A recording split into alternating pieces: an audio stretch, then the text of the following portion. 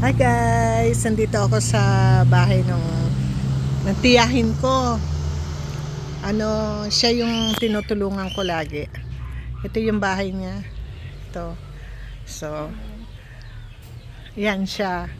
Yung nabali ang paa, sorry, yung kamay niya. Ayan, yung kamay niya bali. So, yan.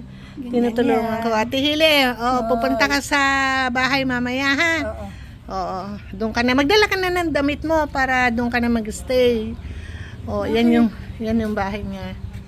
Yan. Kawawa naman siya. Nag-iisa siya sa buhay. So, yan yung bahay niya. Kawawa naman. Solo ako. Oo nga. Hindi Yan. naman mukhang kawawa. May kinakain naman. May kinakain naman daw kahit konti. Oo naman. Yan, siya yung tinutulungan namin. So, Salamat. yan. Oo. So, guys, okay, mamaya na lang ulit pag akyat niya. Doon ka muna sa bahay namin mamaya. Hanggang naman kami dito, Martes. Sige. Bye-bye. Bye-bye. Dala ka ng damit mo, ha? Oo. Bye-bye.